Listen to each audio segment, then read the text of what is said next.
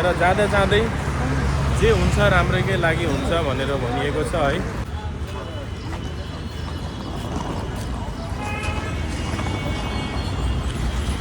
Time 6:32। Good morning guys, दर्शन नमस्ते अनि हार्दिक स्वागत।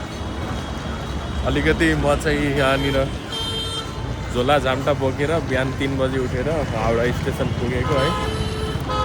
अनि तर प्रब्लम चाहिँ के भयो भन्दाखेरि मेरो जुन 6:20 को ट्रेन थियो त्यो मिस भयो चाहिँ नभनौँ होइन।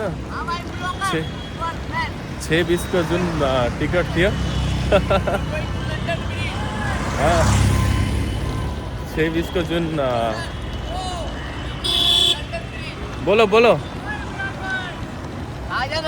कहाँ जाओगे, कहाँ लेके जाओगे? कहाँ जाइएगा बोलिए। मैं तो न्यू टाउन जाऊँगा। चलिए न्यू टाउन कहाँ जाइएगा? बलाका वसन। बलाका वसन न्यू टाउन कैंडोर के पास। कैंडोर तो बहुत आगे हो गया। लोहा पुल पता है? हाँ चलिए छोड़ देंगे। कितना? 300 रुपये दीजिएगा सर। 300 रुपये बहुत ज़्यादा बोल दिया भाई। 300 रुपया सर, कितना किलोमीटर होगा?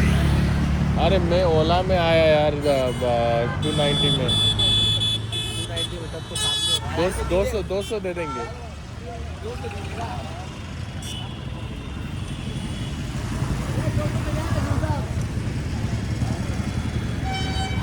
चलो तो यही दिक्कत हो गया भाई।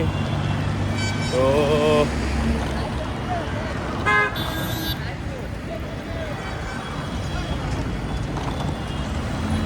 अनि बिहान 6:20 को टिकट काट्नु पर्नेमा चाहिँ बेलुका 6:20 को टिकट काटिदिएको रहेछ है। तो एकदमै ठुलो प्रब्लममा पर्यो। मैले चाहिँ कमिटमेन्ट गरेको कुरा चाहिँ पुरा गर्न सकिनँ भने एकदमै दुःख लाग्छ। सो यो चाहिँ हावडा हो है, जहाँनिर म तपाईँहरूलाई अहिले देखाउन गइरहेको छु।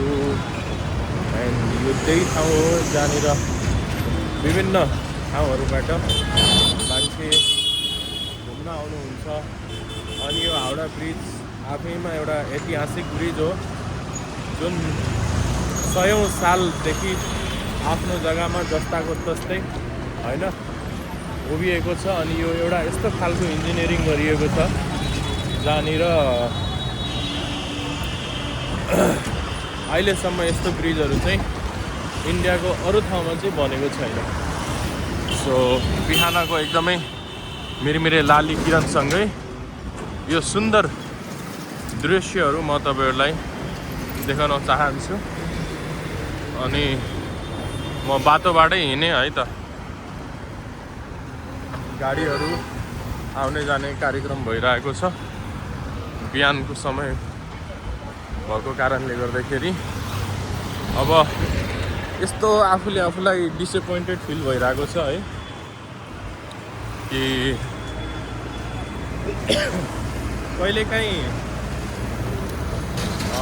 जति चालाक हुँदा पनि प्रब्लम हुँदो रहेछ क्या। कस्तो अब मैले टाइमिङ चेक गरेँ होइन, तर त्यहाँनिर चाहिँ 18:20 लेखिरहेको रहेछ, 18:20। अनि त्यो चाहिँ हुनुपर्ने थियो 6:20। अनि त्यो कारणले गर्दाखेरि अलिकति मैले पनि राम्रोसँग चेक गरिनँ, प्रब्लम भयो। अनि कस्तो नमजा भयो नि होइन। अब फेरि मेरो रुम पनि नजिक छैन, निकै टाढो छ क्या यहाँदेखि। अब झन्डै अब यति बेला त झन्डै 1.5 घन्टा जस्तो लाग्छ जानुलाई होइन। बिहान 3 बजेको समय थियो, त्यही कारणले मलाई समय लागेन, 1 घन्टामा पुगिहालेँ।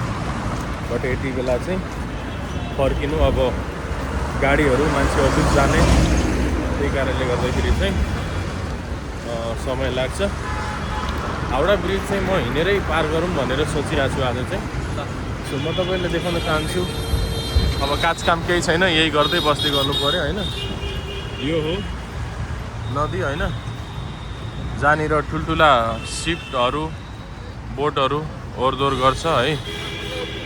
कस्तो मजाको मिठो लाली किरण उदाएको छ आजको यो बिहानी। अनि जहाँनिर म जानुपर्ने त्यहाँनिर चाहिँ मैले म्यामसँग कुराकानी गरिसकेँ, अलिकति प्रब्लम भयो भनेर। सो अब साँझ 6:20मा फेरि आफ्नो गन्तव्यतर्फ लाग्नुपर्छ। अब त्यतिन्जेलसम्मको लागि सेफ सन्तोष घरतिर हिँड्यो। हल्लो भयो नि यहाँ त अब।